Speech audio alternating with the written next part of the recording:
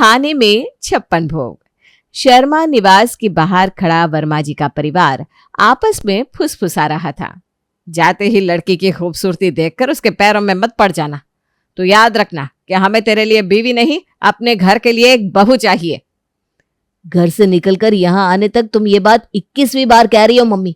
अरे बोल दिया ना भाई, नहीं गिरूंगा उसके पैरों पर। तुम तो ऐसे कह रही हो जैसे मेरी लार टपक रही है लड़की से शादी करने के लिए। मम्मी ये मत भूलो कि शादी करवाई जा रही है मेरी, मुझे करनी नहीं है। हाँ तो बस अंदर भी दिमाग में यही बात रखना कि तेरी शादी करवाई जा रही है। दरवाजे से अपने पति और बेटे के साथ सुषमा अंदर जाती है, जहां लड़की और परिवार वाले उनके स्वागत के लिए पहले से ही खड़े थे। आइए आइए बहन जी, आने में कोई तकलीफ तो नहीं हुई? विराजी विराजी। अरे नहीं जी, बिल्कुल तकलीफ नहीं हुई। हमारा बेटा इतना होशियार है, 2 मिनट में एड्रेस ढूंढ लिया इसने फोन से निकाल के। तो बताइए सुरेश जी, क्या खातिर करूं मैं आपकी? अब तो हमें बस पानी पिला दीजिए। पानी क्यों? चाय नाश्ता 56 भोग सब खाइए आप तो। आज तो सब कुछ आप लोगों के पसंद नापसंद को ध्यान में रखकर ही बनाया गया है। शिल्पा जरा बाहर आना बेटा, चाय नाश्ता लेकर।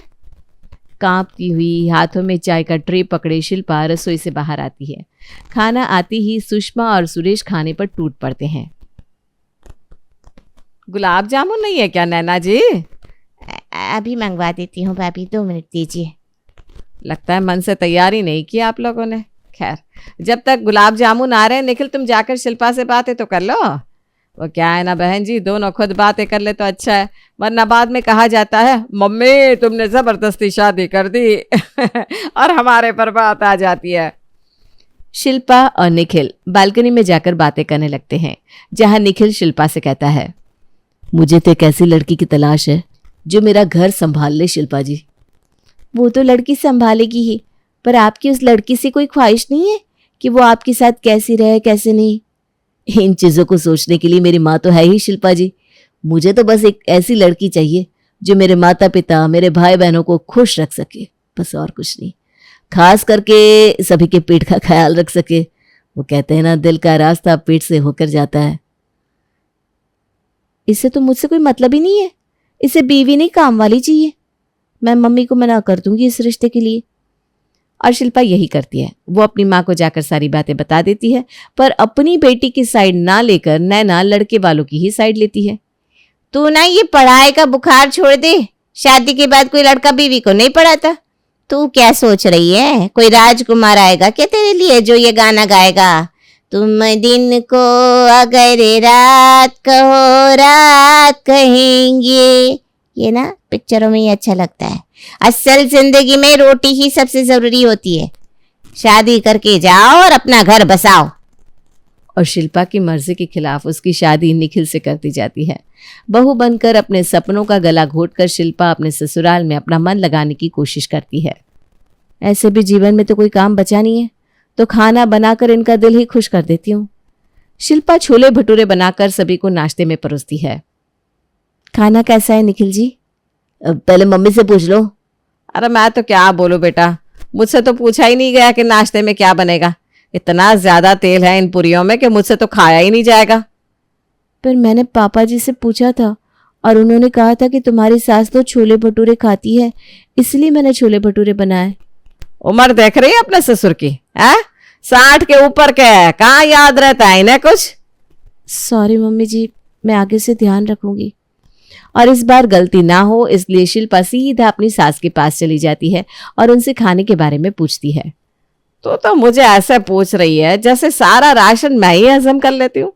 अरे तेरी ननद है, तेरा देवर है, तेरा पति है, उनसे पूछ। बच्चे जो कहेंगे मैं तो वही खा लूंगी, मुझे ये सब सोचना नहीं आता। जी मम्मी जी। शिल्पा सबसे पहले अब अपनी ननद के कमरे में जाती है और उसे उसकी फरमाइश पूछती है। पुलाव और दाल तड़का, और तड़के में घी की स्मेल आनी चाहिए, ऐसी कि मजा आ जाए। हाँ। शिल्पा अपनी ननद की बात एक नोटपैड में लिख लेती है और फिर जाती है अपने देवर के पास। तड़का और राइस तो बन ही रहा है, अब दम आलू बना लो भाभी और रोटियां सेक लेना, बस हो जाएगा।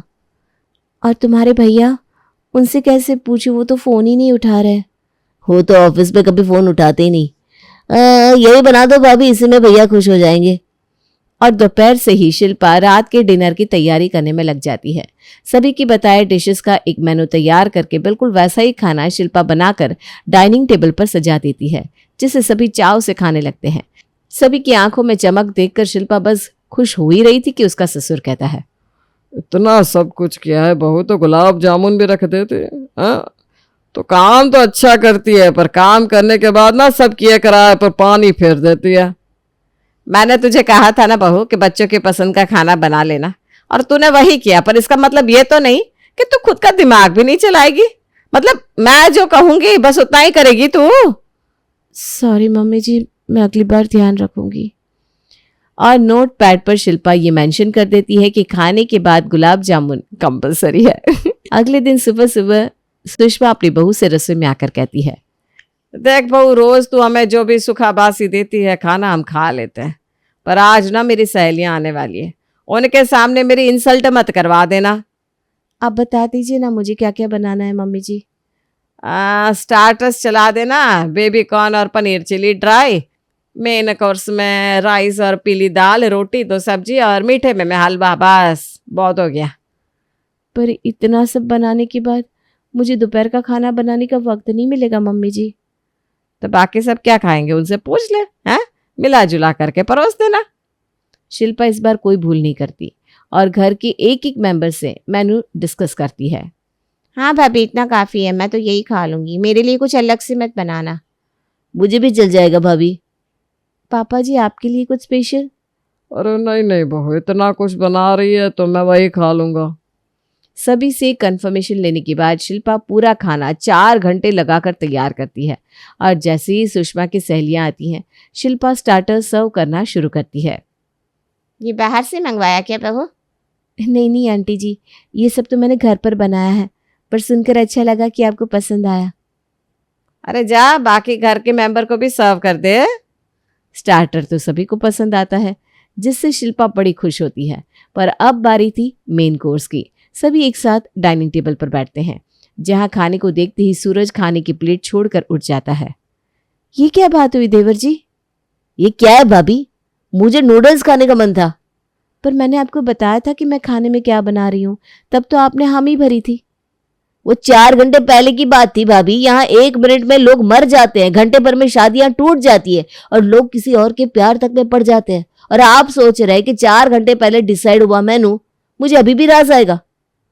बात तो सूरज ठीक कह रहा है, एक बार और कंफर्म कर लेती बहू। नहीं सुषमा जी, आपको नहीं लगता ये दाल काली दाल होती तो सही रहता? अरे ध्यान रखा कर बहू।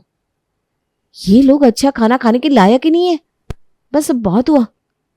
अगली सुबह उठते ही रोज की तरह सभी अपनी अपनी फरमाइश है शिल्पा को सुनाना शुरू कर देते हैं, जिसे एक वेटर की तरह शिल्पा लिखती जाती है। पर किचन में जाकर न शिल्पा कढ़ाई चढ़ाती है न सब्जियां काटती है। बड़ी देर कर दी बहू, और कितनी देर? रसोई से शिल्पा हाथ में एक बॉल लेकर आती है और उसे सभी के बीच में रख देती है। इसमें है आप सभी की फरमाइश।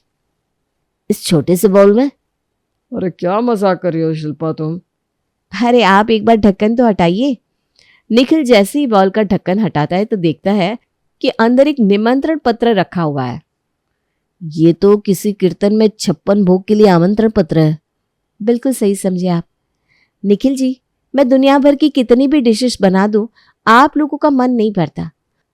मुझे पता है आप लोगों को मन की शांति अब 56 भोग ही दे सकती है, इसलिए आज मैंने नाश्ता नहीं बनाया।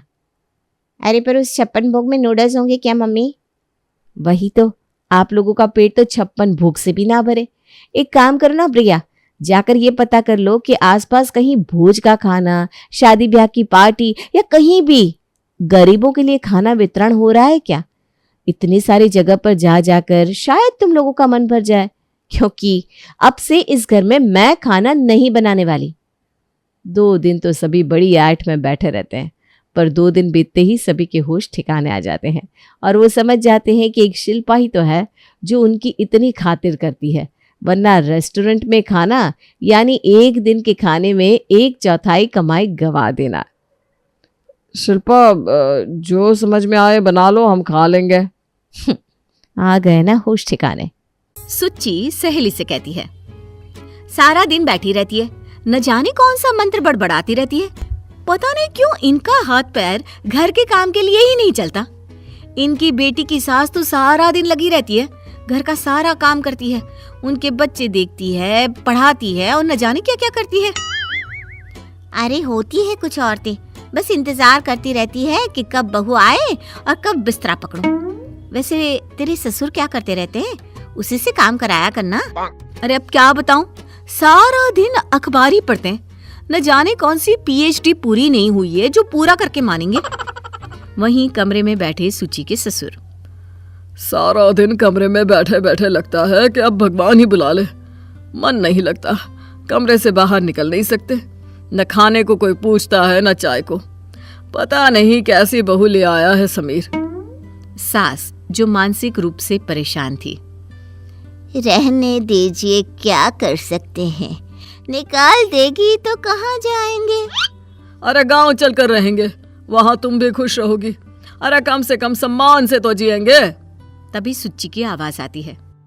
समीर चाय बना लो अपने मम्मी पापा के लिए, नौकरानी नहीं बनाएगी, उसके पास और भी काम है। चलो मैं शाम की चाय बना लाती हूँ। सास किचन में जाती है तो वो 4 बर्तन है ना माँ जी, मांज लीजिएगा, और ये कल की चावल है, तल कर खा लेना दोनों। हाँ बहू, वो तो हम खा लेंगे, लेकिन ये ताजे चावल बने तो हैं। वो मेरे लिए और इनके लिए हैं। नौकरानी को भी बासी चावल अच्छे नहीं लगते, आप वो खा लीजिएगा, ठीक है। सीधी सी सास बेचारी क्या कहती, लेकिन ससुर को बहू की बात पर गुस्सा आ जाता है।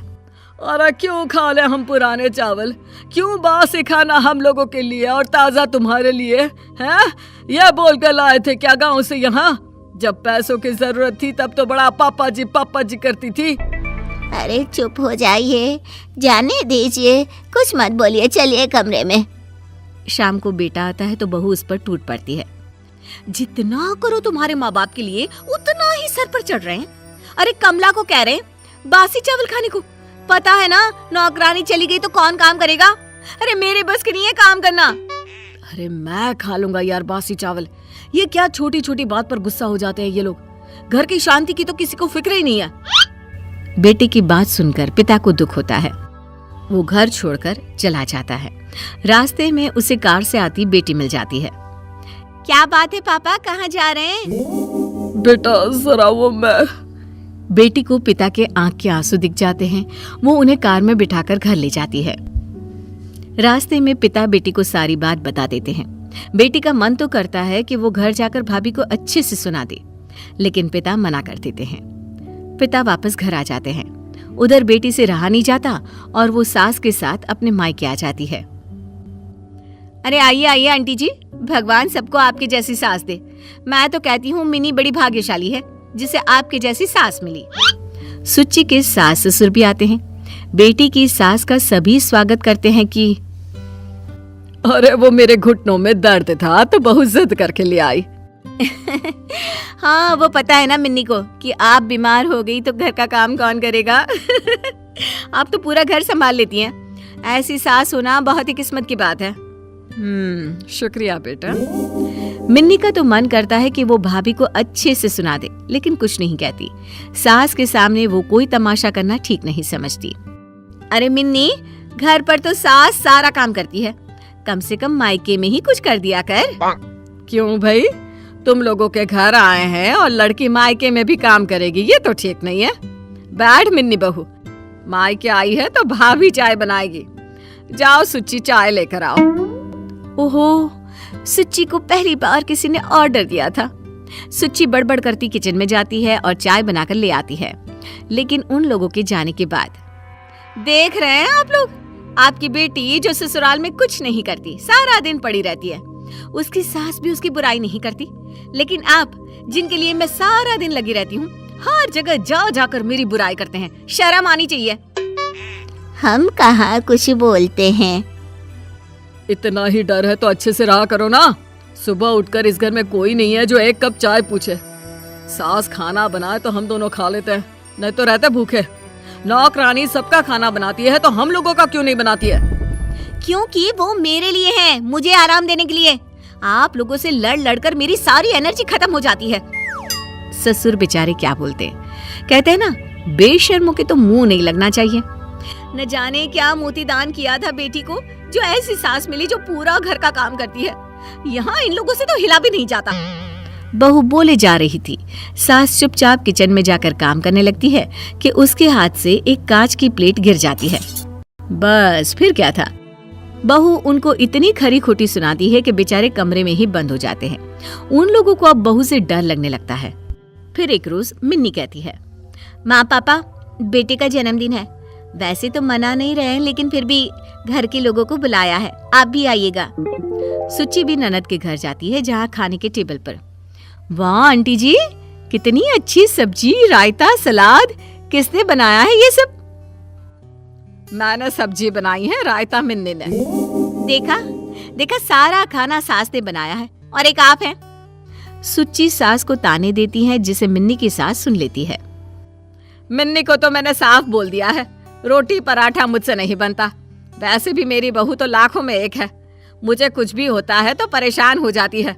सुबह की चाय से लेकर खाने पीने और घर में क्या खर्च होगा, किसे कहाँ खर्चा देना है, सारी इजाजत मुझसे ली जाती है। वैसे सुच्ची, मैं काम करती हूँ लेकिन इस घर में मेरी इज्जत भी है, तो ये तो गिव एंड टेक का रिश्ता है, समझ रही हो ना? सुच्ची को अब समझ में आ जाता है कि उसकी मिन्नी की सास का इशारा किस और है।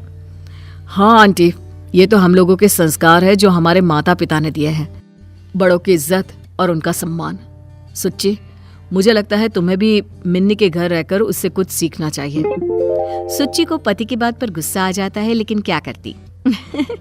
शांति से खाना खाकर घर आ जाती है, पर उसका व्यवहार वैसा का वैसा ही रहता है, क्योंकि कहते हैं ना, कुत्ते की पूंछ टेढ़ी ही रहती है।